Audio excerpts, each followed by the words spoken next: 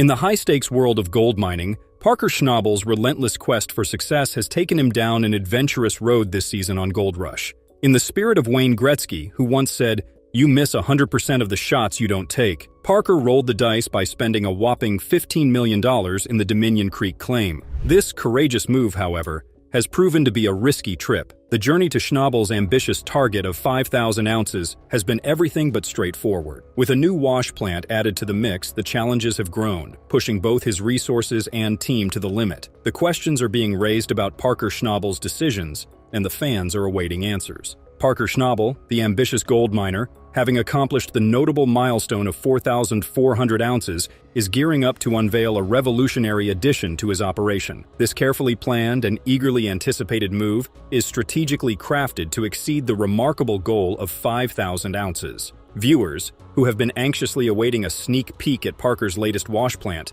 can finally see their desires realized in this new and thrilling installment. The anticipation is over, and Parker Schnabel has revealed his new wash plant. The new plant, known as Roxanne, takes the front stage in Parker Schnabel's quest for gold, serving as the focal point of his exciting adventure. Parker intentionally places Roxanne at the forefront of his persistent hunt for gold, driven by a firm desire to maximize efficiency and productivity. This cutting-edge wash plant represents more than simply a tool in Parker's inventory. It is a critical component that might potentially change the course of his gold mining venture. This cutting-edge wash plant represents not only an incredible technological improvement, but also the result of extensive research and careful consideration. Parker's quest for Roxanne began in the 5th season of Gold Rush Parker's Trail in New Zealand, when he investigated numerous wash plant alternatives, examining each one with extreme diligence. The approach included evaluating new ideas and even visiting successful miners, such as Ian White, demonstrating Parker's dedication to finding the best fit for his operations. The 3rd episode of this journey featured a floating machine wash plant, which was considered the most technologically advanced in the world at the time. Despite its advanced technology and efficiency, the hard terrain near Fairbanks made it unsuitable. Parker remained resilient, examining several solutions until he decided to create his own wash plant. This marked the start of a 2-year process in which Parker and his team worked relentlessly to bring Roxanne to life. The years of planning and development demonstrate Parker Schnabel's commitment to pushing limits and responding to the changing demands of the gold mining business. Roxanne exhibits cutting-edge technologies, revolutionizing the gold mining scene. With cutting-edge features, this wash facility represents a new era of efficiency and precision in Parker Schnabel's pursuit of gold. Roxanne's creative design and enhanced capabilities demonstrate a commitment to pushing the boundaries and embracing cutting-edge mining technologies. As we dig into the intricate details of Roxanne, the spotlight shines on the technological marvel that is set to revolutionize Parker's gold mining journey in unprecedented ways. Before getting into further details, let's have a look at the working of the wash plant. A wash plant is actually an important equipment in gold mining that extracts and concentrates precious minerals, primarily gold, from alluvial deposits. Its major function is to extract these valuable minerals from the surrounding sediment, gravel, and rocks using a combination of water, gravity, and mechanical methods. First, raw material, a mixture of dirt, gravel, and rocks, is fed into the wash plant. This can be achieved using a variety of methods, such as conveyor belts or loaders, to ensure a consistent flow of material for processing. As the raw material reaches the wash plant, it passes through a critical sorting and classification process. Screens or grizzly bars are used to properly categorize particles based on their size. This step is necessary to prepare the material for further processing. The wash plant's ability lies in its capacity to break down raw materials through a washing process. Water, a key component in this step, is used to break down the substance into smaller particles. This procedure is critical in separating precious minerals, particularly gold, from the surrounding rock and dirt. Following the washing process, the material is transferred to sluice boxes or jigs, which are critical components of the wash plant's operations. Sluice boxes use the flow of water to catch and concentrate larger particles, such as gold, allowing lighter elements to wash away. Alternatively, jigs involve pulsating water flow to separate particles according to density. Gold miners use different types of wash plants to extract gold from dirt. These wash plants vary in size and complexity based on the specific needs of the mining operation. The choice of a wash plant depends on factors like the size of the mining project, the characteristics of the gold deposit, and the availability of resources. In shows like Gold Rush, which depict the reality of gold mining, the wash plant becomes a central element, It showcases the miners' strategic decisions and their investment in advanced technology. For instance, Parker Schnabel, a prominent figure in the series, is known for seeking cutting-edge wash plant solutions. This reflects a dedication to improving operational efficiency and maximizing the recovery of gold in his mining activities. But don't get your hopes high. During the inaugural run of Roxana, Parker Schnabel's new wash plant, the crew encountered unforeseen issues that necessitated swift amendments. As the plant processed its initial load of pay dirt, issues like electrical problems and water hose malfunctions arose. Parker remained calm and collected, showcasing his ability to address challenges as they happened. The debut of Roxanne became a testing ground for the team's adaptability and problem-solving skills. Despite the setbacks, Parker's leadership shone through, emphasizing the importance of making real-time adjustments for optimal performance. Refining how Roxanne operates became a crucial part of the plan, highlighting the importance of making sure the wash plant performs at its best. The team, persistent in their efforts to fine-tune, expertly navigated the challenging terrain of gold mining, making smart adjustments along the way. Their unwavering commitment to this fine-tuning process shows how determined Parker Schnabel is to get the most gold with the least effort. This commitment sets the stage for a season filled with exceptional achievements and success in the world of the gold rush. We can look forward to an exciting journey ahead as we watch the team continually strive for excellence and overcome the challenges they face in their quest for gold. The unfolding story promises not just suspense and drama,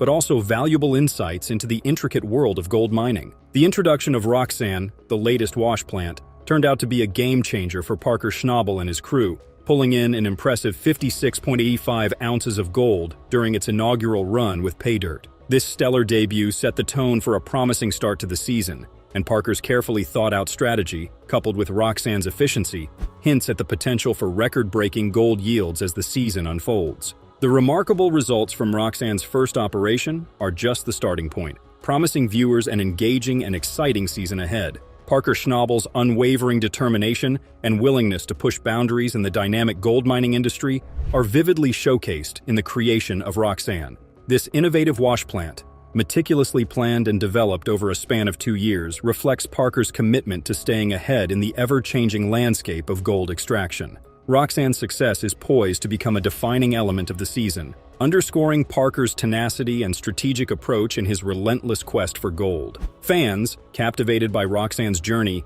eagerly anticipate the unfolding success in Gold Rush Season 14, applauding Parker Schnabel's passion and envisioning a bright future filled with golden possibilities. For those of you who are the new fans and followers of everyone's favorite gold rush, Parker Schnabel is a well-known figure in the reality TV series Gold Rush, which follows the struggles and adventures of gold miners in search of money. Parker was born on July 22, 1994, in Haines, Alaska, and is well known for his ambitious and tenacious approach to gold mining. His participation in the gold rush began as a teenager, when he joined the family business run by his grandfather, John Schnabel. Parker grew from an amateur miner to a seasoned and successful gold digger during the series. Parker is known for his analytical and strategic thinking, and he has demonstrated leadership abilities while directing mining operations in difficult terrain. His remarkable accomplishments include setting the record for the youngest miner to produce 1,000 ounces of gold in a single season. In the world of Gold Rush, Parker Schnabel's role goes beyond the mere pursuit of gold. It's about tackling the challenges that come with mining, dealing with the unpredictable nature of the industry, and facing crucial decisions head-on. Viewers are drawn not just to the glimmer of gold, but to Parker's unwavering determination, strong work ethic, and his ability to adapt to whatever the mining world throws at him. His character stands out, making him a central and beloved figure in the show. Whether it's overcoming technical obstacles or uncovering significant gold deposits, Parker Schnabel continues to be a driving force in the evolving narrative of the gold rush. Getting more into the details of the gold rush, as we talked about at the start, Parker signed a jaw-dropping $15 million check, securing Dominion Creek. It's a vast, untapped expanse that holds the promise of 80,000 ounces of gold, a potential $160 million jackpot. And this new wash plant is a crucial part in discovering the creek. But everything comes up with its own challenges. Now, the big surprise is that the gold in Dominion Creek is really deep, like 40 feet deep. That means Parker Schnabel has to spend even more money to dig it all up. It's a massive decision for him because he's throwing down a whopping $15 million for this untapped gold mine. This isn't just a regular choice, it's a tough situation where he has to weigh the possibility of hitting it big against the risk of losing a ton of money. So, Schnabel is at a crossroads, facing a challenging dilemma that could either bring him incredible success or a serious financial setback. In a recent interview with People, Schnabel shared a candid moment, expressing that they were at a crucial crossroads, debating whether to take on more significant risks by investing a substantial amount in new ground or opt for downsizing. The interview delves into the decision-making process, emphasizing the weight of such choices in the context of gold mining. Schnabel openly discusses the internal struggle, recognizing the profound impact on his team, who depend on him for their livelihoods. His straightforward account provides a glimpse into the complexities and challenges faced by gold miners, adding a compelling layer to the gold rush narrative. Parker Schnabel, the experienced gold miner, openly discusses the internal struggle he faced in a recent interview. He emphasizes his priority of keeping his crew intact over downsizing, acknowledging the challenges of maintaining a successful business. Schnabel highlights the importance of generating significant revenue, emphasizing the need for both ample ground and gold ounces to support their substantial operation. The fear of disrupting a well-established crew adds a personal touch to Schnabel's pursuit of gold, underscoring the high stakes involved in his ambitious endeavors. As Parker Schnabel ventures into the challenges of this significant investment, a pivotal question arises.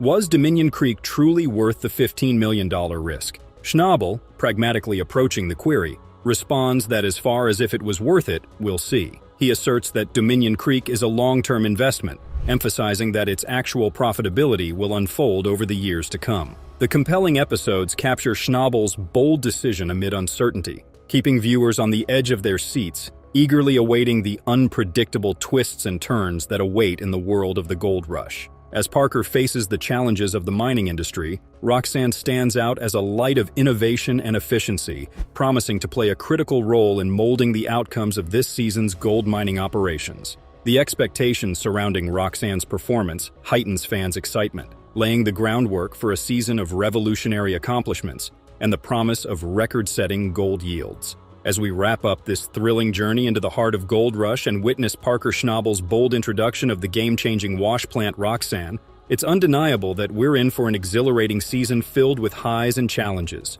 The debut of Roxanne marked a pivotal moment in Parker's relentless pursuit of gold, and we've seen the wash plant face its share of setbacks and triumphs. From the initial assembly to the dramatic first run, Roxanne has proven to be more than just a piece of machinery. It's a symbol of innovation and determination in the unpredictable world of gold mining. Parker's commitment to pushing boundaries and maximizing efficiency is evident in every aspect of this groundbreaking wash plant. As we eagerly anticipate the upcoming episodes, one can't help but marvel at the potential record-breaking gold yields that Roxanne promises to deliver. The 56.85 ounces from its inaugural run are just a glimpse into what could be a season filled with unprecedented achievements. So join us next time as we continue to follow Parker Schnabel and his crew through the twists and turns of Gold Rush Season 14. Will Roxanne live up to its potential, and how will Parker navigate the challenges that lie ahead? Stay tuned for more gold, more drama, and more excitement in the world of Gold Rush. Gold digging is known to be a good way to make money, but as miners get better and go deeper, they find things other than gold. Some of these things are as useless as metal bits, while others are as valuable as gold itself. Let's look into how Parker finds mammoth tusks while he's looking for cash. Parker Schnabel's strange find. Parker Schnabel is used to getting his hands dirty and getting down on the ground when he's looking for money. He began working at the family mine when he was a youngster in the first season.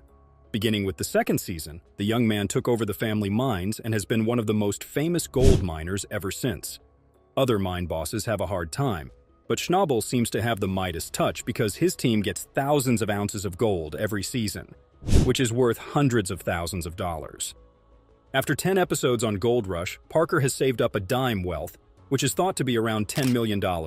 He's not going to slow down anytime soon. However, the miner has found more than just gold in the fields. He told them about some other strange things he had seen on his trips. There is a lot of stuff buried here. There's a good chance that miners have found some strange things on their trips. Parker doesn't find gold, but he does find something that many archaeologists would love. In an interview with the Maelstrom, he talked about the strange thing he found while mining for gold and how it might be the most important thing he had that wasn't gold. It was interesting that he told them he had found a pair of well-preserved woolly mammoth teeth. These tusks are very well preserved because they are made of ivory and were buried in permafrost, which kept them safe from the cold weather. Some of them were found in perfect shape, even though woolly mammoths went extinct a very long time ago. Finding fossils of preserved bodies makes us think about what makes a thing. Alaska is a place where mammogram tusks are sometimes found. They have a lot of value and help an industry grow. Because these tusks are made of ivory, they can be very valuable if they are kept in good shape. In some cases, they can sell for more than $1 million each. Parker and his team on Gold Rush might not find anything more valuable than gold, but mammoth tusks are definitely among the most expensive things that have ever been found. To make a long story short, the mammoth tusks he found would be worth a lot of money, because people are willing to buy almost anything. But Schnabel says he won't sell the tusks, even though they are valuable and could be valuable. To sell those kinds of things, he would have to get a lot of different permits, which he doesn't want to do. He doesn't want to kill the tusks, instead, he wants to keep them. He thinks they're really cool and that they shouldn't be sold. And no one can blame him. He already makes a lot of money from the gold he finds, so it makes sense for him to keep the strange things he finds along the way. Even more so when he can happily say that he owns well-preserved mammoth tusks. So, if you ever go to Parker Schnabel's house, don't be shocked if you find some huge mammoth teeth waiting for you. The huge tusks are the cherry on top of Parker's successful job choice. He doesn't seem like he's going to stop working anytime soon, so we can say that more finds are on the way. As of now, it looks like the search for an unusual prize on Gold Rush is far from over. A famous gold miner on the show found something truly amazing. Another strange find on Gold Rush, Tony Beats found something very important at his new spot in Paradise Hills. Instead of finding gold like most people do, he found a tusk that had a special meaning for this part of Alaska. While exploring the site, he saw the tusk sticking out of the ground. With the help of his son Mike and their tools, they were able to dig up the bone, which Mike at first thought was a jawbone. Tony chose to have paleontologists look at it more closely. The remains of a woolly mammoth that was found earlier may be related to the tusks that were found on Gold Rush, according to experts. Since the Klondike Gold Rush more than 100 years ago, miners have kept finding these kinds of bones. One of the best things about the Yukon area is that it is known for finding animals from the Ice Age. Others had heard that Tony had found the bones of horses and zebras before, but this one made people think of the woolly mammoth. Gold Rush says that the baby mammogram is at least 30,000 years old, and the ground and ice in the area are thought to have kept the animals alive during the Ice Age. During the Gold Rush, people saw more strange things than just elephant tusks. Miners have seen things besides the god they were looking for. Parker saw something that blew his mind in particular. Meeting the welcome stranger face to face. Parker Schnabel almost passed out when he saw a copy of Welcome Stranger. It is the biggest gold nugget that has ever been found. We saw that he was half a world away from the Klondike Gold Rush Trail in Season 4, Episode 2 called Installment of Gold Rush Parker's Trail. He was looking for new experiences and chances. At the start of the show, Parker and his partner Fred Lewis were greeted by Tyler Mahoney, a fourth-generation Australian gold prospector. She opened her truck door and put a 2-foot-long golden boulder across the back seat. A story says that the welcome stranger was so big that it had to be broken in 3 on a hammer so that it could fit on a bank scale. The nugget would be worth about $4.7 million if it were sold today at the rate at which Hold is sold. The original welcome stranger was turned into gold bars a long time ago, but 2 perfect copies are still around. 2 of them are on show in Melbourne's old Treasury building.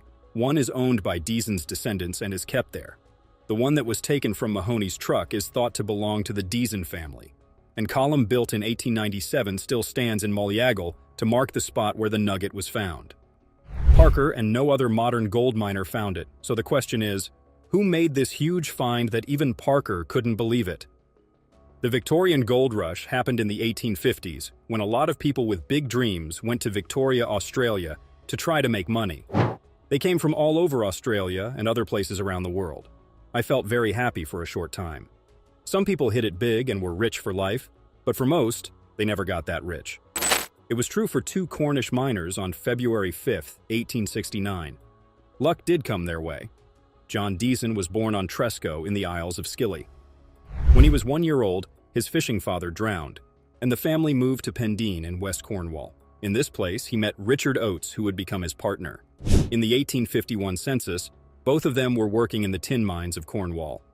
It was 1853 when Mr. Dawson moved to Australia, and a year later, Mr. Oates did the same thing to become a gold prospector. They went to Molliagul in 1862 and made a living there for 7 years. Then, in 1864, they hit gold. They found the amazing thing that made history, a huge piece of gold wrapped in quartz that was hidden just below the surface of a slope called Bulldog Gully. Mr. Dawson wrote that he tried to use the pick to pick up the rock, but the handle broke because it was so big. He then got a crowbar and dug the nugget out of the ground. It was weighed at the London Chartered Bank in Dunolly, which is about 12 miles away. The nugget was broken up right away because the scales were too big to make a model or take pictures of it. Because people who saw it remember it, a drawing was made of it, and there is now a copy in the Dunolly Museum. Miners in places with lots of gold keep finding important things. For sure, Parker Schnabel has shown that he is a strong person. Let's take a quick look back at his amazing journey. The sparkling nugget. Parker had to find his way through a world full of new claims and cutting-edge technology advances in Season 10 of Gold Rush. A big event happened in the middle of all the digging activity. The electrified nugget was found. Parker, his team, and Gold Rush fans were all very excited about the find because it was so rare and special. When Parker set out on his quest, people were most excited about finding bigger and better things. He hoped to haul and grow his business across Klondike and Scribner Creek.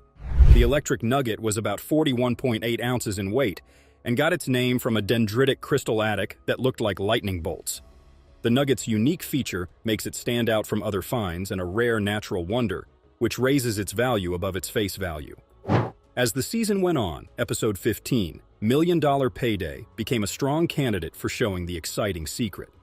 In the end, the explosive nugget adds a brilliant chapter to Parker's history of gold mining. Its market value is high because it is hard to find and has a beautiful crystal structure. It will always be remembered as an important and memorable gold rush find. The bounty at Eureka Creek. Parker set out on a dangerous adventure at the start of Season 7 of Gold Rush. He learned about how hard the mining business is by dealing with problems like broken equipment, unstable hold yields, and the risks of unexplored terrain. Even so, he wasn't going to give up. He invested in cutting-edge technology and tweaked his business to meet his challenges and make a huge recovery. Around the middle of the season, there was a big change, and watchers saw Parker's work at Eureka Creek start to pay off. After that, there was a long time of impressive gold recovery, which is where the name Eureka Creek Bounty comes from. The peak of this reward was reached by episodes like Eureka Payday and Kingknoff Klondike. Parker always found a lot of gold, going above and beyond what fans expected and what he had found before. It was impossible to hold back their happiness as the team enjoyed the results of their hard work and persistence. One thing that makes the Eureka Creek Bounty unique is that it was a turning point. Parker's constant success in finding gold in the area made him a leader in the tough world of gold mining. Because he kept having success, he was able to move his business to other places and buy better technology and tools. Even though Parker has found a lot of gold, he is still losing money. Since he started working as a miner when he was 16, he has lost a lot of money. Allow us to look at some of the losses he has went through. A huge $3 million loss. Parker and his team put a lot of money into an area in Alaska and then got 108 ounces of gold from the waste that old gold miners left behind. But what really made things better was an area called the Wolf Cut. It was untouched land that was thought to have more than 2,000 ounces of gold and be worth more than $3 million. They even called this Wolf Cut the most important pit of the season because of how much information it gave them. Parker's crew needed 2 months just to get to the pay layer of the cut because the area is so deep. Things don't always go as planned, though. That's how things were for the team. A terrible flood a few weeks ago turned the Wolf into a lake. Because it was so hard, Parker thought it would be better to take all the money and go to Vegas than to drown in the Wolf Cut. Parker, who was known for being stubborn, wouldn't just give up the place. After some trouble, the team was able to push back the water, and Mark Fors, who was in charge of the operation, finally came down to get the treasure. Parker was keen to find out if there was enough gold for them to risk everything. He went to one spot and moved the dirt around, but it needed to be better. He finally found some fine dirt in another part of the cut, which meant there was gold there. Parker chose to go work and come back in 2 days with the crew. But just when it looked like everything was going to plan and they were going to get some gold, something shocked the whole crew. There was a hole in the wall, and mud and water were pouring out of it. It was clear that Mother Nature was not on their side that day. The water that they thought they had gotten rid of was back, but this time it was stronger and a bigger problem than the last time. People on the crew didn't think this would happen. The wolf cut could be filled with it again, which would mean a big loss. An excavator hit the side of the pit while digging for pay at the bottom of the cut. This revealed a mine shaft that was full of water, which flooded millions of gallons of water back into the pit and filled the pay grounds. There was nothing wrong with the crew's preparation. They just needed to be more ready. They had one 8-inch pump, but they needed more to get the job done. The second pump was turned on, but it didn't make a big difference. There was still water coming in from all sides. The team lost the battle against the water after they turned on both pumps. They had no choice but to take the pump out of the wash plant. It was such a big choice, though, and Parker should have made the call. The problem was that he wasn't there or answering his phone. They were in a tough spot. The area would flood if they didn't pull the pump from the wash plant to help the other two pumps, and they would lose their pay in the wolf cut. It would be hard to believe how much would be lost. Tyler made the tough choice to turn off the wash plant and remove its pump, which doubled their ability to drain. They had to leave the area while the pumps did their thing. In 24 hours, the pumps took away 10 million gallons of water. Parker finally came back, and he was very excited to see the first edit of the wolf cut. Instead, people told him stories about the flood that had happened. Parker's trouble with water was still going on, though. In a different story, he came into contact with water again when his mining ground in the wolf cut was taken over by water. Underwater mine site. Parker was looking for a pay streak in the 4-acre wolf cut on his Alaskan claim. He hoped that it would bring him at least 1,000 ounces this season. The pay dirt was 30 feet below, and the team had to dig out 1,000 yards of extra material to get to it. 4 feet more, and they would be below water. After that, it would be 30 feet before they hit rocks. But things weren't really fine as they seemed at first. The process was going on right next to a pond, and water would be the first thing that would go wrong if something went wrong. Frozen mud was the best option because it kept the water out. Recruit John Baudry was told to deal with the mud and keep the water out, but it looked like the cut was pretty wet, so they had to call their boss. If not, things will go badly if they do. It turned out that the mud got worse and spread faster as they opened up more areas. They still hadn't even cut out a fifth of the area. The wolf cut is next to a pond that is pretty old. There was only a small berm between them, not strong enough to stand up to the water pressure if it was messed with. They dug down and found frozen ice that stopped the water from getting in. The permafrost was broken, which now lets pond water seep through the wall and flood the cut. The area will soon have a lot of water if they let it keep going. There was a need for action to save the day. They thought getting a pump would be the best thing for them to do.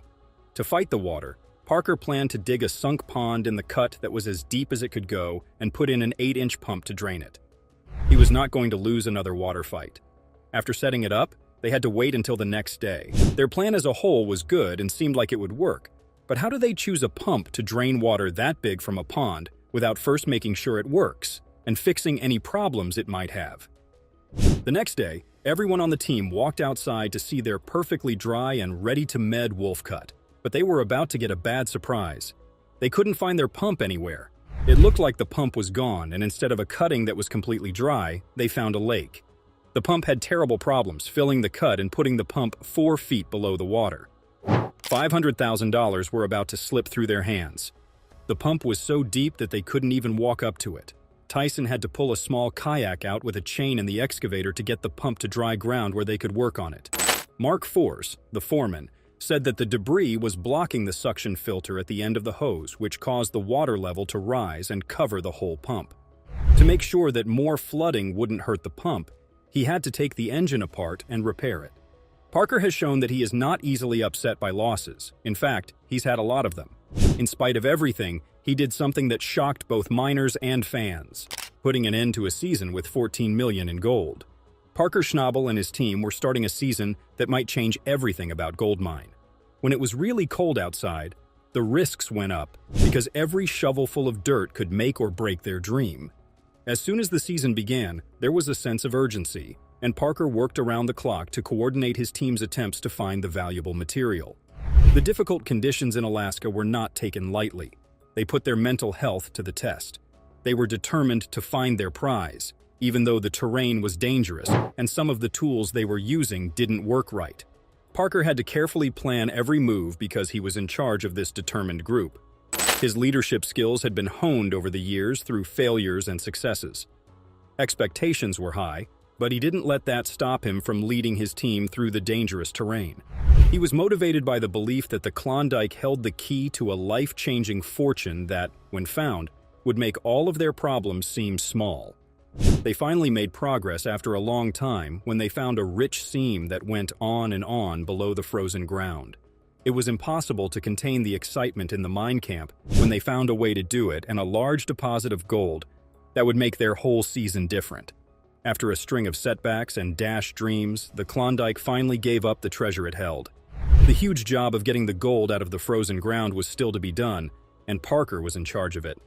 Good news gets around quickly, and this finding does too. The news spread like a blaze through California, getting the attention of both supporters and opponents of mining.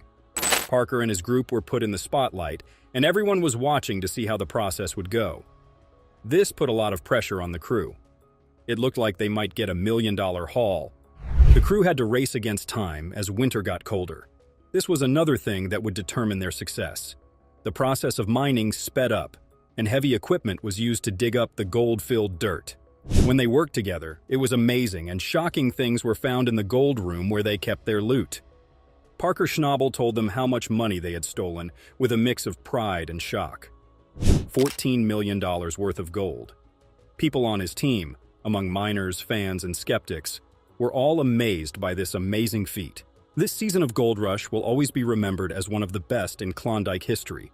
Parker makes $364,000 in gold after getting rookie operator to move Slucifer. Parker, who had a lot of knowledge, kept showing off his accomplishments all these years. Not long ago, he did something even more amazing. He made $364,000 in gold by getting a new operator to move the Slucifer. The project already owed a huge $15 million, and Parker didn't know how to get out of this mess. There were daily costs and pressing repairs that needed to be done. There was some hope in the idea of getting a $160 million payday in the Dominion, but there were many unknowns along the way. It became clear when he admitted that the whole thing was making him feel pretty worried. He felt a little uneasy for the first time in a few years. He wasn't alone, though, which was good. His team would be there for him no matter what. To save the working bodies, Tyson had to take on everything. He got permission to use the mine from Ken Tatlow and Stuart Schmidt, and then began the impossible job of making the experience great again. No one expected the first cut to be so bad, and it took a lot longer than anyone thought it would.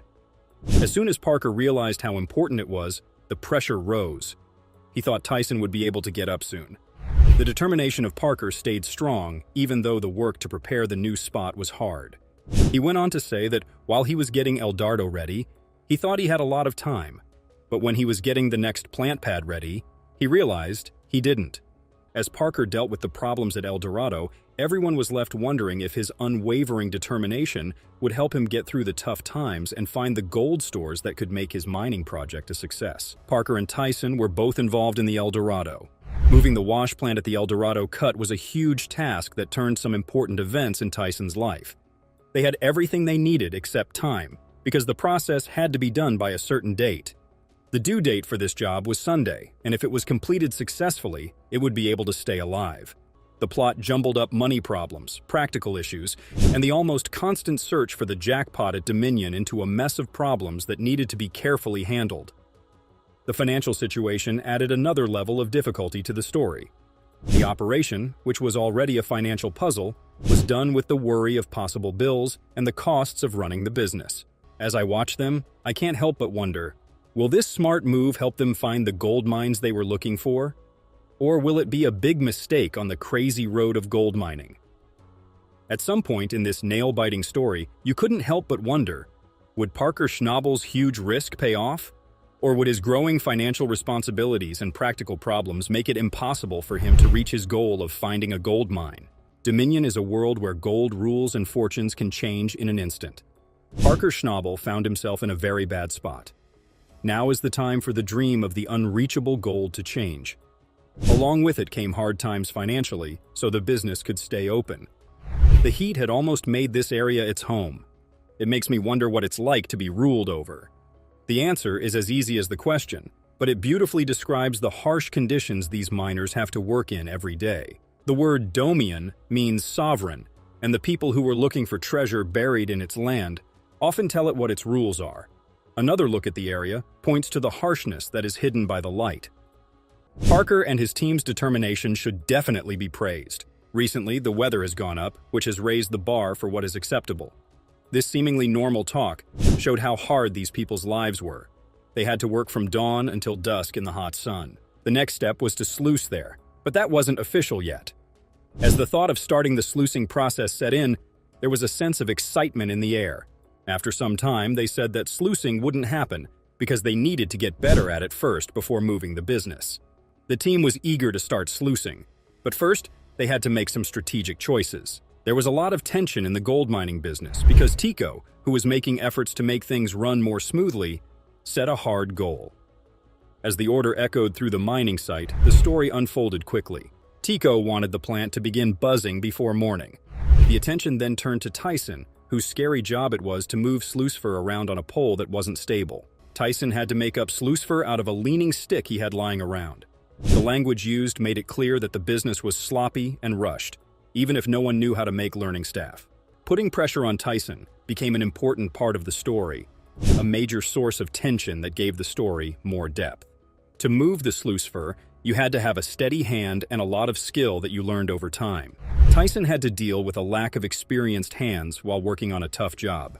Alec and Liam helped out the last time, and it looked like they were going to drag Lucifer while Evan Kurtz, who was just an operator and didn't know how to move a wash plant, moved Lucifer. The moving of the wash plant was complicated by the fact that parts had to be slung up to the sluice fur and then pulled down to the new pad by the 750.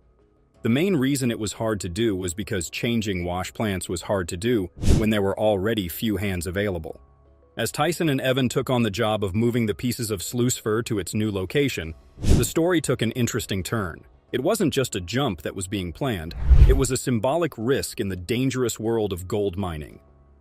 Once sluice fur was taken apart piece by piece, sharing could be seen as both a risky move and a game of chance. People who watched this story grow as a dynamic journey had to think about what would happen with the operation and the luck that was going on at the same time. Everything that was done in the world of gold mining had the power to change the whole course of the season, even sluice fur's seemingly random jump. The 45-ton wash plant, sluice fur, that held the promise of $364,000 in gold hung over their heads. Tyson and his team had to carefully move sluice fur so that the process would go as planned. To get to its new wash plant pad, sluice fur had to go up a steep ramp, which was hard to do because of the environment. Tyson used the 750 excavator, which was the best one on site at the time, to help carry the heavy Lucifer up the hill because he knew it was a period piece. As the story goes on, there is an amazing scene of bravery as they try to get around their opponent. But behind it all is the dangerous operation. The shot was tense because of the way the land was angled and how rude the Washington plant was. The wash plant started to slowly but surely rise because Tyson knew how to use everything he had at the time in a strategic way. From the first few steps toward the wash plant, you could feel the stress in the story, and Tyson's main point made the already difficult task even harder. He said that his bucket would be used as a small wrench. He talked about how you need to be able to adapt and be creative when you run into problems you didn't expect. At this point, everyone is almost in pain from the fight and can feel the strain of the hard mental and physical work that needs to be done to get the sluice fur where it needs to be. Tyson's smart use of the bucket as a makeshift crowbar showed how important it was to be able to think quickly and change to survive in the unpredictable world of gold mining. So the operation as a whole relied on the team, and how well they did in this last stage was crucial to achieving the overall goal of a successful season in the Dominion. If this last step is completed successfully, not only will the difficult task be over, but Parker Schnabel will also have the chance to reach his big season goal. The team's ability to deal with the difficulty of this important configuration determined whether the whole operation succeeded or failed. As soon as the work was done, the wash plant set firmly on the pad, giving everyone a sense of readiness and accomplishment. The construction of the conveyor and the hopper feeder was a big deal in and of itself. It was a clear sign that gold processing was about to start. After following this high-stakes operation through all of its changes and surprises, I couldn't help but feel satisfied. There was a promise of gold worth $364,000 off in the distance. The problems were solved, and now everyone was waiting for the next part of Parker Schnabel's story. This move could change everything for Parker. It could get him a big payday and help him beat the challenges of gold digging in Dominion. After finding $364,000 in gold, he was making smart decisions, like letting a new operator move the Slucifer, which was the most important job. Using Slucifer and Gold Rush has had a big effect on the show and the people who watch it. Slucifer's demonstration of cutting-edge technology shows how the gold mining business has changed over time. The time was running out, and every second counted as they looked for the hard-to-find gold that would decide whether the mission succeeded or failed. Parker said he liked how the move was organized. After the rig move, the story went on to look at the day after. Everyone was so eager to hear the result that they stood on edge to listen. They knew that today's machine was the only one that could tell them how productive the whole season had been. The news of the golden sample led to both hope and disappointment. We called that sluicing. Parker was looking for a 5,000-ounce endonym to keep his business from going through a lot of trouble. He needed 300 ounces of water a week to get it. For the team, this was the last payment thanks to Parker's Vice, a 5,000-ounce season worth $364,000. After that, the count by the number of ounces showed that there was, in fact, a pileup that was different from the group's weekly goal, but still impressive. All right, 20, 40, 60, 70, 110, 120. Eventually, they will discover gold valued at $240,000. Consequently, what strategies did they employ to overcome their obstacles? How did they manage to function amidst severe weather conditions? As we investigate alongside Parker, he discovers gold valued at $240,000 on Tony Beat's claim. How it all began. In a brief period of time, Parker Schnabel and his team have never before mined more ground than they do now, following the completion of a deal with Tony Beats. Prior to the conclusion of the season, he must complete the task, and spring is considered the ideal time to set things up. They have resolved to exert maximum effort in the pursuit of completing it prior to the autumn, in the hopes of attaining a favorable result. Although the team harbors skepticism regarding their capacity to complete the project within the allotted timeframe, they maintain an optimistic outlook. Nona Lovelace affirms that this year's sprint is a complete sprint, as the anticipated completion date is in the spring. A member of the team, Tatiana Costa, exclaims that the quantity of snowfall they encountered was indescribable, as each surface was blanketed in dense snow that demanded additional exertion to clear. She then transports the frozen overburden to the waste pile in order to make room for additional labor. Following 4 days of operations proceeding as scheduled and equipment functioning flawlessly, the team avidly awaits the verdict of the novel Tony Beats claim, not anticipating any adverse consequences. Following the completion of 4 days of machine operation, the team becomes eagerly anticipating the outcome of the new Tony Beats claim, cognizant of the effort they have invested. As a consequence, the total weight of the gold realized was 137.8, which is approximately $240,000. The group expresses gratitude to Tony Beats and recognizes the possibility of a hectic season. They ponder the difficulties, the readiness of the apparatus, and the promising beginning to the season. Parker concluded by expressing gratitude to the entire team for returning for a second season, for their contributions to the success of the project, for the team's inspection of the used equipment, and for putting in so much effort to ensure the project's success. Gold Rush elevated the profile of the youthful and prosperous gold miner Parker Schnabel to prominence.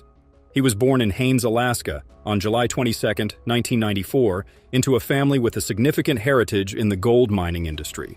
Parker became a member of Gold Rush during its second season at the tender age of 17. Despite his youth, he exhibited remarkable prowess in the field of gold extraction and a diligent work ethic. Parker achieved the distinction of becoming the youngest mining foreman in the history of the Klondike during his time on the program. Since assuming control of the Big Nugget mine from his patriarch, John Schnabel, his mining operations have grown. Parker has confronted a multitude of obstacles, encompassing apparatus failures, severe weather circumstances, and the demands of managing a prosperous mining enterprise. Despite earning millions of dollars annually, he does not retain the entire amount for personal use. He employs a team, and while their precise remuneration remains undisclosed, it is probable that they amass a considerable fortune when they unearth substantial quantities of gold over the course of a season. Parker abandoned his studies in favor of excavating, with the expectation of uncovering not only a hidden treasure but also an entire way of living. A substantial quantity of gold was discovered by Parker Schnabel and his team in the second season of Gold Rush. They obtained 34 ounces worth a total of $55,000. Parker was profoundly affected by this discovery, which motivated him to continue with the program and mining thereafter. Parker Schnabel estimated that the largest fragment of gold he had ever discovered weighed no more than a quarter ounce and was valued at between $400 and $500. He elaborated that it is uncommon to discover gems of that size and that the gold industry has undergone significant transformations since his grandfather began working in it in the 1980s. Parker Schnabel is determined to improve this time around. A depth of approximately 40 feet must be dug by him and his crew in order to discover the gold. But it is expensive. Thousands of dollars must be added to the $15 million that he has already invested in the property. Further, this serves as the initial stage. This season, Parker is confronted with a critical choice that has the potential to alter the course of his mining career. Parker Schnabel aims to surpass his previous record of discovering 5,300 ounces of gold with a value of $9 million. He is now setting an even more ambitious goal, obtaining 6,000 ounces from the Indian River. Confronting the difficulties of the Klondike, he is resolute and perseverant. A great deal of determination is anticipated from him throughout this thrilling voyage. Audiences have witnessed Parker's leadership, determination, and capacity to make difficult decisions under duress throughout the course of the series. His reputation stems from the fact that he challenges himself and his crew to accomplish lofty objectives. Parker Schnabel, notwithstanding the fluctuations, has emerged as one of the most accomplished and widely recognized individuals in the film Gold Rush. Gold Rush featured a diverse workforce of crew members who were integral to Parker Schnabel's mining operations. Every member made a contribution that aligned with the initial plan for the project's success. What are your reflections on this particular occurrence of Parker's conquest? Additionally, for more thrilling adventures, please subscribe to our channel and like this video. Continue to be tuned for more. A lot of people work hard behind the scenes to keep Parker Schnabel's Yukon mining business running, but fans want to know how much Parker's crew members get paid while they risk their lives and limbs churning pay dirt 24 hours a day, 7 days a week in the harsh Klondike. Which workers make almost $500,000 a year running Parker's risky business? Come along on this fun trip as we look closely at how much Schnabel's group makes. Gold Rush is a hit show on the Discovery Channel that keeps the attention on young mining mogul Parker Schnabel every week. Millions of people follow his brave journey to get gold from the harsh Klondike Desert. Fans watch Parker lead the way in each important mining milestone, but they don't notice the daily risks and sacrifices of his entire staff. Parker was very open on social media when he talked about what his hardworking team gets to take home after months of digging. His openness was a welcome gift for all the people who want to know how much these regular workers on his salary make. Parker says that the new workers on his Yukon mine crew put in 75 hours a week for weeks during the short summer mining season. In general, they make about 34 Canadian dollars an hour. Paying by the hour might sound like a pretty cool job, but Parker's claim, which is based on being physically and mentally drained to the limit, says it's about CAD 65,000 over 25 weeks, or about 6 months, because of the hard Yukon winter that stops digging. Taxes and living costs at camp are taken into account, and new crew members' take-home pay gets closer and closer to CAD 40,000. It was a very hard job. Parker also said that teams work 12-hour shifts that are very strictly scheduled and start working together at 7 a.m. until 7 at night, when the summer sun in Alaska lets it. As the short season grows older and the days get shorter, shift changes begin at 8 a.m. to 7 p.m. Parker gives his best workers some nice bonuses, even though the starting pay may not seem like much for the amount of work that is expected. The mine's huge fleet of rock trucks are some of Schnabel's most valuable assets, and the machine workers who are in charge of them can make more than $40,000 a year in Canadian dollars. These skilled miners drive huge Caterpillar trucks that can carry up to 50 tons of ore from the fields to the wash plant. Their never-ending runs are key to beating Parker's high 4,000-ounce, $6 million season gold goal. Even though it's hard on their bodies and takes a lot of time, workers who are put in charge of these important tasks could make 6 figures. Thanks to Parker's openness, fans now know more about how much Parker's crew makes. However, it's important to remember that the numbers he shared are medians and averages, not exact amounts. Pay for entry-level jobs changes depending on experience, bonuses are kept secret, and the amounts given could be in Canadian dollars instead of US dollars. As we've already talked about, Schnabel's new crew members work 75-hour weeks their first season. In just 5 days, that's more than twice as many hours as a normal 40-hour office job. And when mine is busy and there is a lot of daylight, those long shifts last from 7 a.m. until just before midnight. There are millions of dollars at stake every season, and sitting idle cuts into profits too much. And when your boss is a taskmaster like Parker Schnabel, you can't skip steps or take too long to do something. Speaking of the boss, let's see how much does Parker Schnabel make. Discussing Parker Schnabel's financial journey, it's intriguing to delve into his early years at Big Nugget, his grandfather's mining firm. From a young age, he displayed an uncanny aptitude for heavy machinery, operating equipment even before reaching pedal height. The question arises, did he commence earning a substantial income at such a tender age, and how has his net worth evolved over the years?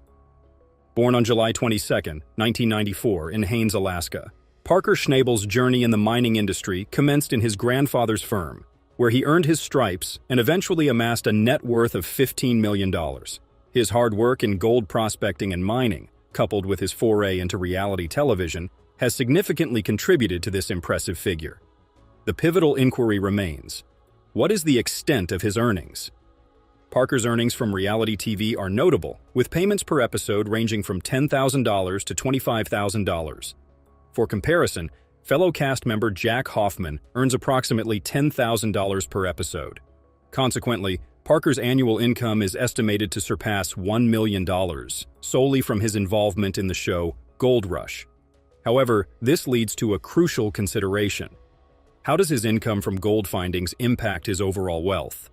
Having appeared in 330 episodes of Gold Rush by 2023, Parker Schnabel left his family mine in Season 4, extracting a remarkable 28 kg, 60 pounds of gold in a year. Additionally, his participation in and production of spin-offs like Gold Rush The Dirt and Gold Rush Parker's Trail further bolstered his financial standing. By the age of 24, he had mined gold valued at over $16 million. Beyond the glamorous figures, it's essential to account for expenses and salaries associated with his mining ventures. While the exact amount of his share remains undisclosed, making assumptions based on his considerable expenditures offers a perspective. Parker Schnabel's diverse car collection, ranging from modern marvels like the Ford F-150 Raptor and Chevrolet Corvette Stingray, to vintage classics such as a 1967 Ford Mustang GT500 and a 1970 Chevrolet C10 pickup truck, exemplifies his taste for the finer things. In addition to his mining pursuits, Schnabel has successfully ventured into entrepreneurship. He owns a mining company and has established a line of gold mining equipment. A published author as well, he penned 2 books, namely Gold Rush: My Story and Parker Schnabel's Gold Rush Alaska, providing insights into his experiences as a gold miner. This multifaceted approach to wealth creation highlights Parker Schnabel's business acumen beyond the glitz of reality television. Because Schnabel is so open, his work shows us what might be coming next. The most important question is whether the people who want to work there can handle the long hours, sore feet, and boring jobs that are needed to not only find gold specks, but also fill pockets with coins. Now let's take a look at some of Parker's thrilling finds. Parker, 27, says he mined nearly 7,000 ounces of gold worth $12.8 million with days left in his season. He advised putting as much gold in the box as quickly as possible and making as much money as possible to fund a second procedure next year. Prior to the Yukon winter freezing them out, Parker needed to collect nearly 350 ounces of gold to beat his record. Parker relied on factory manager Tyson Lee and top technician and informant Mitch Blaschke. He confirmed they spent more than last year. He had spent $5.4 million going to the bottom of Mud Mountain and hadn't broken even, but he was on a roll. If enough were there, Parker claimed he could win big. Parker noted that the remaining drilling was the best, therefore, there remained optimism. Mitch and operator Damon Brown were ready to remove the last gold-rich pay dirt. Mitch stated they have to deliver the last road payment to Big Red and draw the dewatering pump to finish Mud Mountain Cut. Considering their inventory before they started, Damon said Mud Mountain had 1 hopper. Mitch praised Damon's work and advised shutting down the factory. Mitch whooped with joy when they shut down Big Red at Mud Mountain for the last time. Mitch stated they would know the gold totals once Chris completed the final cleanup and see how much they could obtain. Parker told his team hours after the sluices stopped that they would get little gold in a season with many bills. Parker inquired what they wanted to do to solve it. Parker sought another rapid score before winter, still short of last year's 7,500-ounce total. Parker reminded them that when Mitch tore up the road at the airfield in Zone 3, they still felt the land below was fine. There was still possibility. Mitch's risk to mine ground under a road at the airfield for 281.50 ounces paid off earlier in the season. Parker said he will relocate a wash plant to that part of road near the river to start setting things up. Mitch could start that and prepare his staff, right? Mitch agreed they could. Parker quipped that he would clean gold again since there was a lot. Parker's 5M gold haul. Nona, a crew member, accidentally ruined a Big Red pipeline. The system suffered considerable damage. Nona called for aid. The dozer had snagged and torn the pipeline in half, releasing everything from the wash facility. It split the pipeline in two and also destroyed the wash plant manifold. As bypass, this provided plant water to the pre-wash. This was considered the worst possible situation at the time. She was gone when it took this pipe off. A 90-degree manifold linked the pump pipeline to the plant. A 90-degree manifold connecting the bypass and wash plant water supply was damaged. Mitch had to disconnect the bypass that controlled water flow, strip the manifold hoses, and reattach them to the plant. This crude repair may increase water pressure and flush gold from the sluice. After cutting off the damaged portion, they fused the pipe back together, saying it was like magic. Next, Mitch bent a flexible hose from the water supply to the wash plant.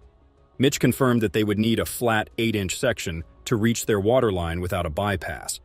Mitch relied on the pump for water pressure. The water flow resumed. After 4 hours, $30,000, and lost gold, they resumed pay dirt. Big Red's pipeline disaster was not new. Parker thought Nona was punishing herself hard for causing it. Parker rushed to get all the gold from Big Red before winter shut him down. However, he was in his D11 dozer to address a more important matter. Parker said it was difficult because they were behind on gold and wanted to get it out of the ground. But if they didn't undertake reclamation, they wouldn't have a future. The staff turned down the pump again due to another issue. A dirt-filled plant was described. From the distribution box, water and pay dirt were uniformly distributed throughout 4 sluice lines.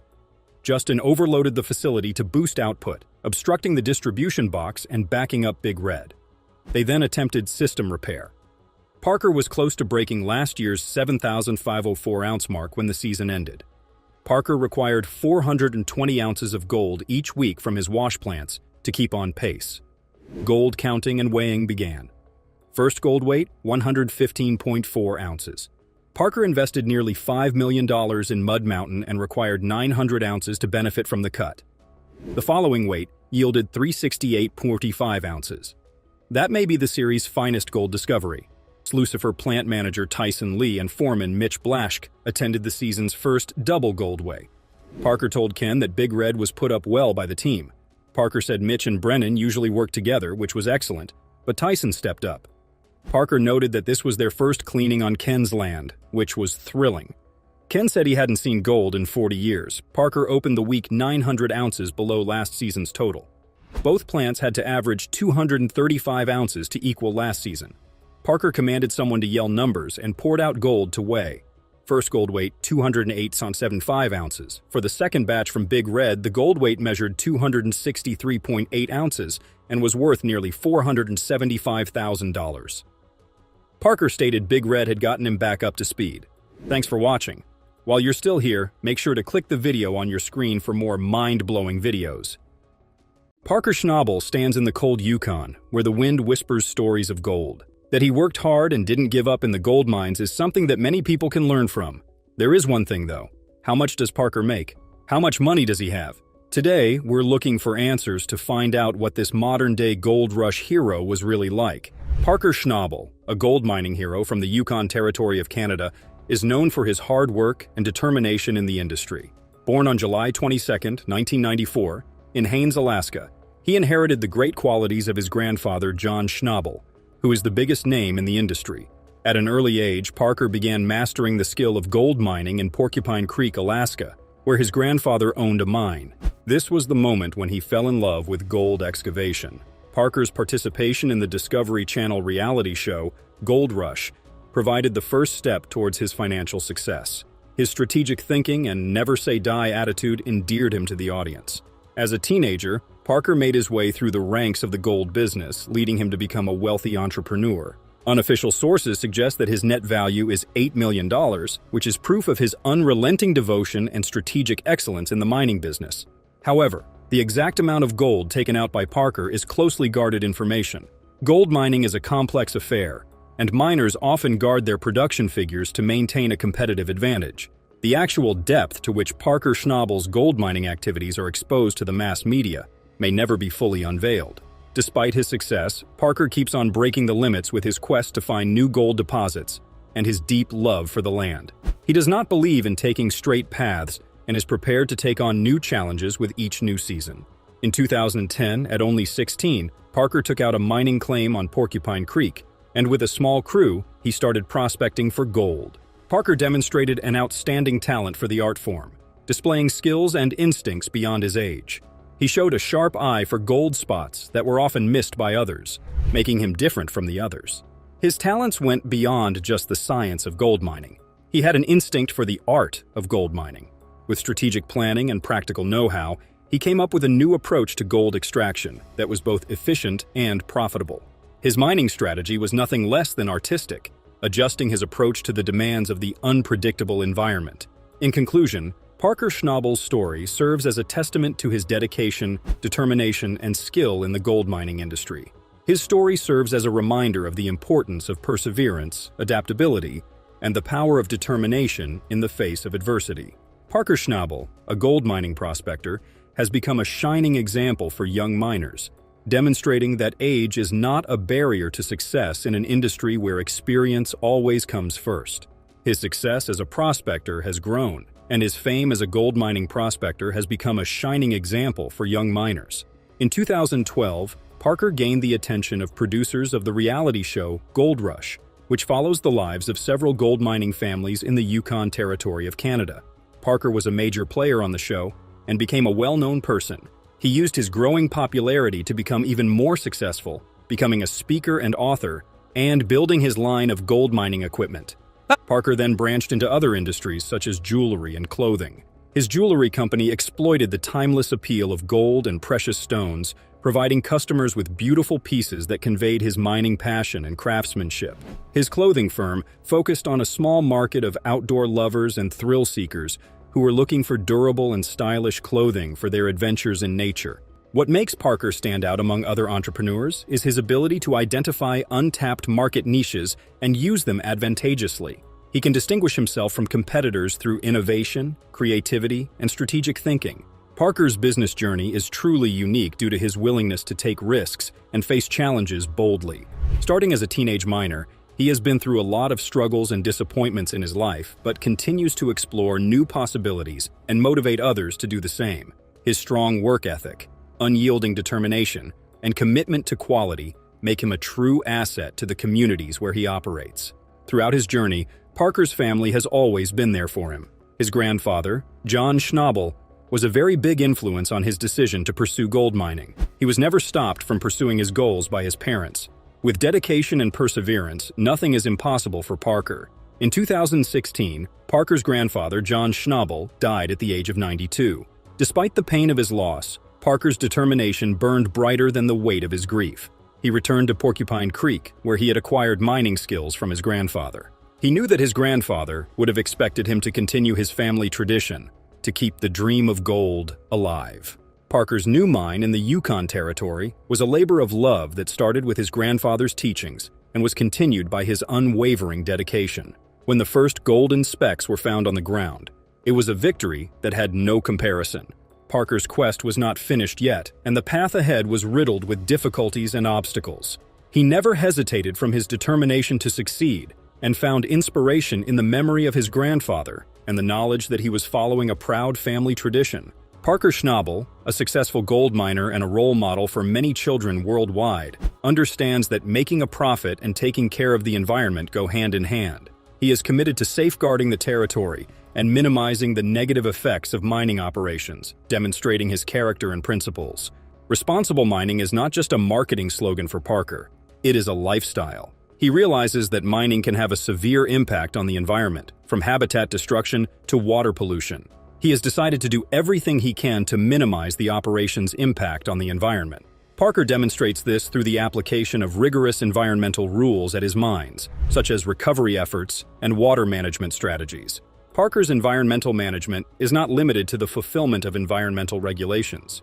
He is always willing to go the extra mile, looking for more environmentally friendly mining practices that put the long-term health of the land first.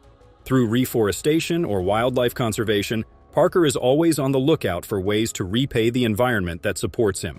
Parker's support for responsible mining is not confined only to his own operations. He is now a vocal supporter of sustainability in the industry, using his influence to raise awareness about the significant role played by environmental conservation. Through public speaking, media appearances, and social media campaigning, Parker persuades other miners to adopt the same practices and join him in the fight to protect the environment. Parker's determination to face the challenges that come with responsible mining is what makes him most admirable. He never avoids hard conversations and tough decisions, considering them as opportunities for development and betterment.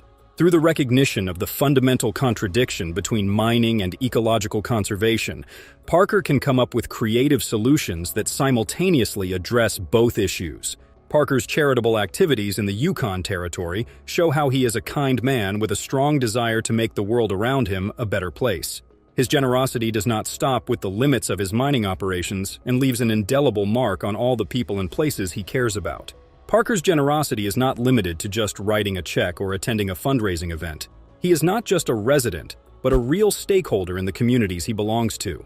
He also acknowledges the importance of building strong connections with community members, allowing him to hear their worries and work with them to solve pressing problems.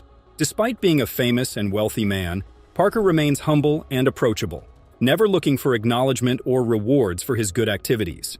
He believes that community service is not a responsibility, but rather a privilege, acknowledging the great impact even the smallest acts of kindness can have on those in need, families, or individuals.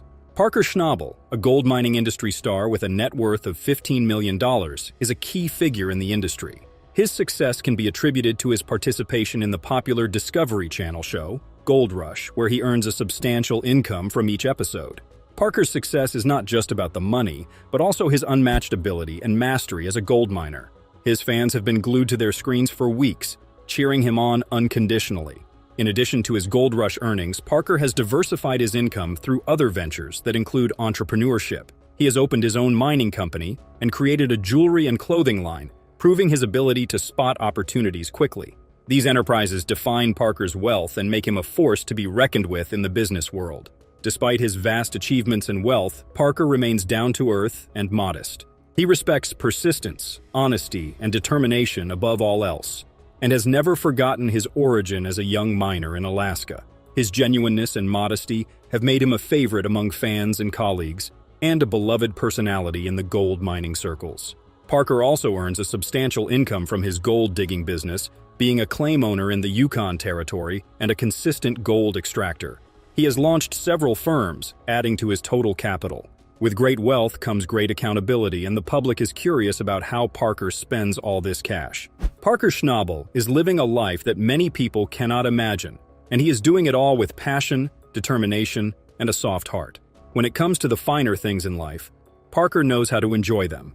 He owns 2 properties, one in Haines, Alaska, and one in the Yukon territory. His house in Haines is a spectacle with 3 bedrooms, 2 bathrooms, and breathtaking views of nearby mountains and forests. Parker's real estate empire is not limited to Alaska, as he has acquired a vacation rental property in the Yukon territory.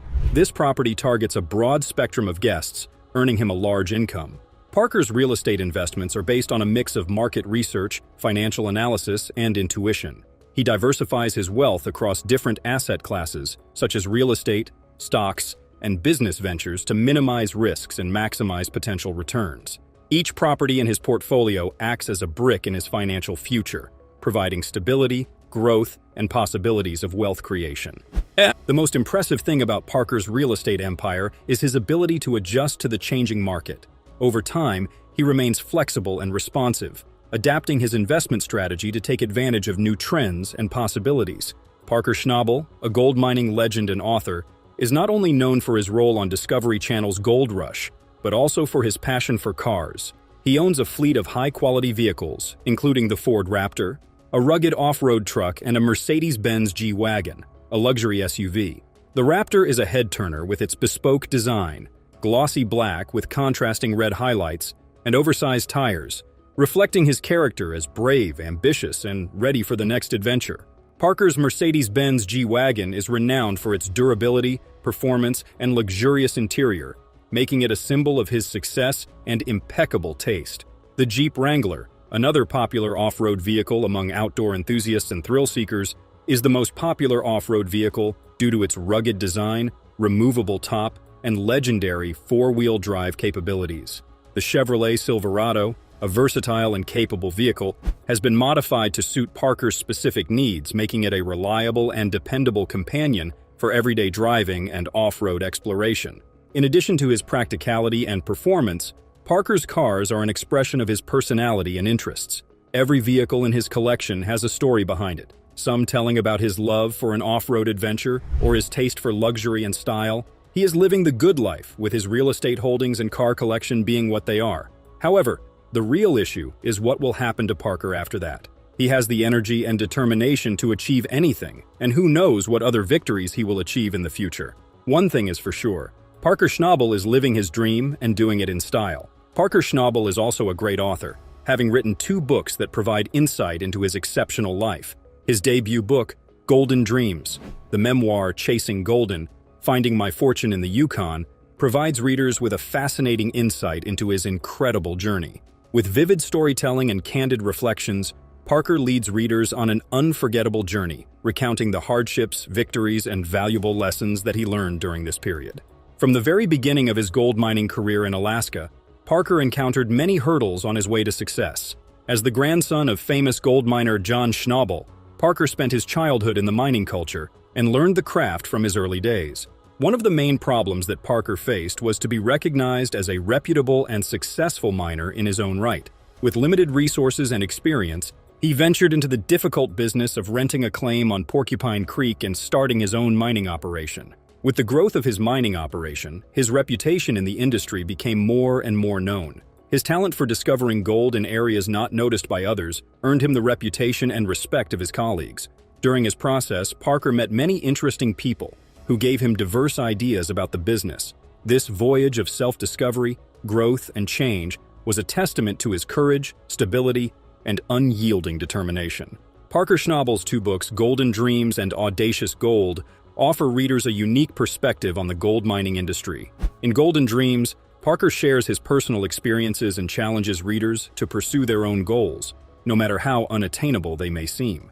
His second book, Audacious Gold, How I Turned Passion into Profit, provides an exclusive look into the gold mining business, sharing the knowledge, strategies, and wisdom he has acquired in the industry. The main theme of Audacious Gold is Parker's profound knowledge of the complexities of the gold mining business. He covers the entire chain of events from prospecting and exploration to extraction and processing.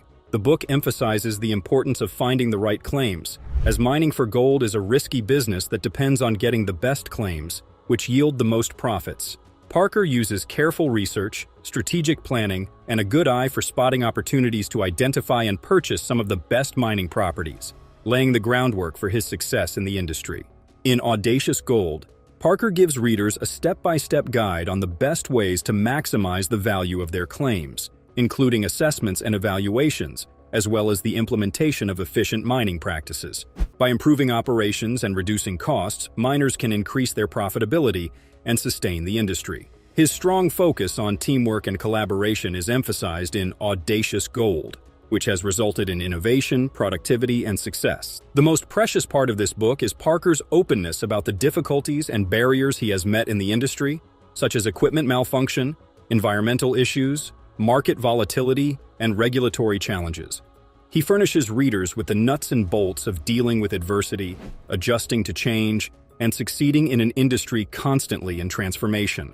What distinguishes Audacious Gold from other books in the same category is the author's unique viewpoint and his authentic voice. He narrates anecdotes from the field and offers tips on gold mining business management. Parker's writing is both informative and entertaining, making it a must-read for anyone interested in the gold mining business. Parker Schnabel is not only a bookworm, but also a global traveler, having traveled to places like Australia, New Zealand, and Guyana. His passion for discovering new cultures and appreciating the world's beauty knows no limits, and his travel experiences are often shared on social media. In addition to his gold coins, Parker has a collection of valuable jewelry made from gold and diamonds, as well as a hobby of gathering items used during the gold rush in the Yukon territory. He has invested in several technology companies that are innovating new ways of gold exploration and extraction, resulting in significant returns. Despite his literary fame, worldwide travels, and investments, Parker Schnabel remains determined to reach the top of the world. His determination make him one hell of a person.